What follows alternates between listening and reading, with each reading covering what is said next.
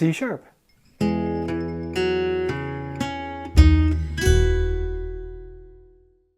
Hey y'all, I'm James Wright and welcome to my shop. Today we are going to be making a bread knife, and not just any bread knife, a bow bread knife.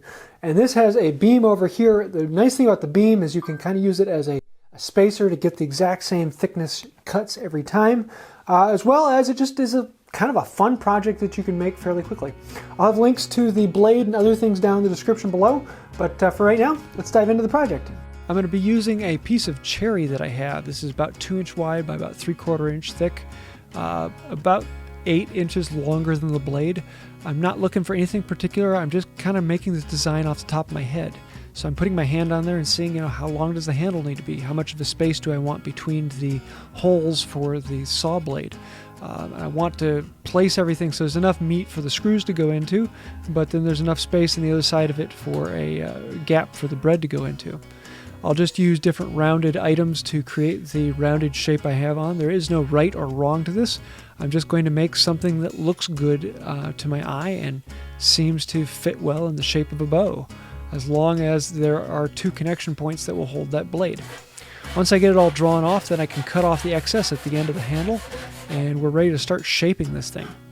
I pull out my bird's mouth, which is a jig that can go in the leg vise of the saw. This allows me to use a fret saw, or a coping saw in this case, to go in and all the cuts and make the rounded cuts inside the frame. The bird's mouth allows you to either clamp on to hold it in place better for some of the thicker pieces like this. If it's smaller, thinner pieces like 1/4 inch thick, I generally just hold it with my hand.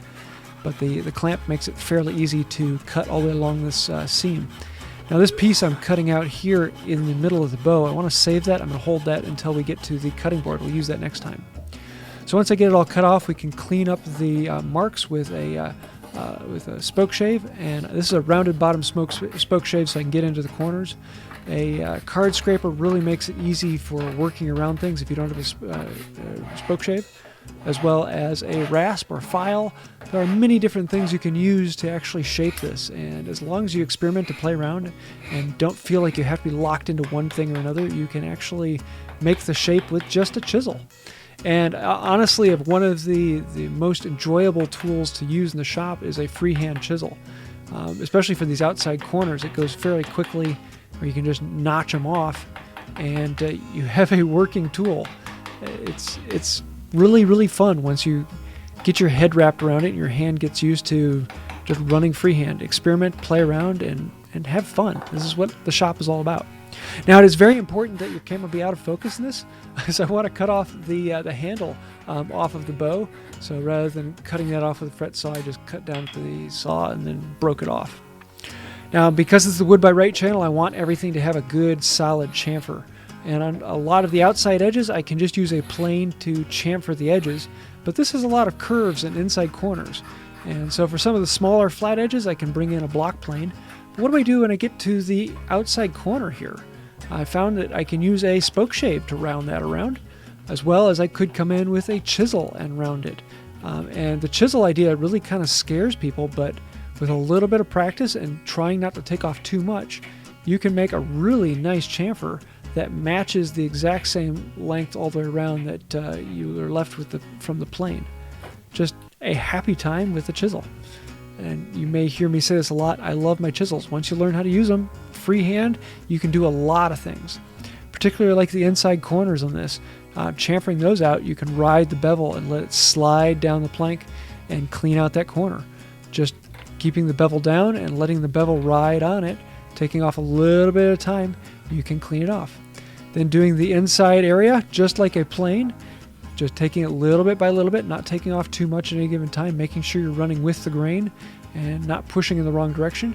You can run a chamfer on the inside of this edge as well. This is a great skill to learn just to be able to freehand control everything. Then for the final cleanup, we can use files and rasps or card scrapers and make all of those little notches and problems that you had with the chisel or a blade to clean up really nicely. On the handle, I'm going to use spoke shaves to draw it out into an oval shape, something that's a little bit more pleasing and comfortable to the hand. And in most of it, I can run up the handle, but in a couple of places the grain direction changes and I actually have to change it around so I run down it so I'm not getting tear out on the handle. So just keep an eye open for that, and it goes fairly quickly and easily. And you can see how the chamfer then suddenly turns into the rounded edge of the handle, and I kind of like how that comes out. For the end of it, I'm going to use a rasp and file. I love using this combination rasp and file because you can quickly go back and forth between the two sides and work a surface down. Especially if the organic rounded surface, you can work all the way around it, and it goes really quickly and really easily. Being able to run through rasp, file, finer file, and in this case onto a sandpaper. I'm going to use this bow sander that I made in the past, and I have a couple of videos actually on making these if you want to see it. But for all the organic shapes, anytime I'm working on a handle, the bow sander really comes out handy to work everything together. Now, for drilling the holes to connect the blade, I want these holes to be ever so slightly farther apart than the holes in the blade, about 16 inch wider than the holes. And this way, when I put the screws in, it draws the blade together into tightness. The blade doesn't have to be really tight, you just want a little bit of tension on it. So drawing the holes about a 16th of an inch farther apart than they are in the actual blade allows it to put a little bit of tension on it. And you don't need much, just a little bit, and she is about ready to work. But first we have to put some finish on this. Now, because it will be coming in contact with food, I'm going to use my food-safe boiled linseed oil, my homemade, handmade boiled linseed oil. I love this stuff, and with cherry, it just brings out this delicious color. If you want to see how to make it, I have a couple videos on that, and I have quite a few videos about different types of boiled linseed oil and how to use them. It is my go-to finish for any hand tool. And with a little bit of paste wax that I've made myself as well with beeswax, this is a tool ready to go. And I love the color and the finish on this. Just really came out well. Next thing we can do is put the screws in and tighten this down, and she is basically ready to go. Again, the screws are slightly wider apart than the blade. That's really the only important thing in this entire project, is where those holes are.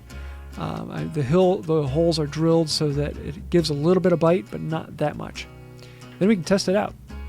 The nice thing about this frame is you can use it as a fence to cut all of your pieces the same thickness, or you can just kind of use it as a guide to eyeball to make them even smaller than the frame. But this blade is really fast, really easy, and I'm very happy with how it came out. If you want to see how to make it, I do have links to getting the blade for yourself online. So there you have it, a bread knife, sliced up bread, a lot of fun. You may have noticed I also have a breadboard here without the breadboards. This will be a project later this week, and making a pair that nest together so that you can actually hang this on the wall and have one project.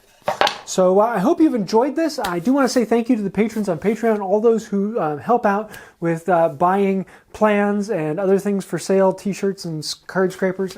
Thank you for that. You really are the reason why that Wood by Wright is still going. If you'd like to find out more about that, Patreon's right down there. There's a link to my store in the description below. Also, like and share and thank you. Those really do help the channel. So that's about it for today. Until next time, have a wonderful day.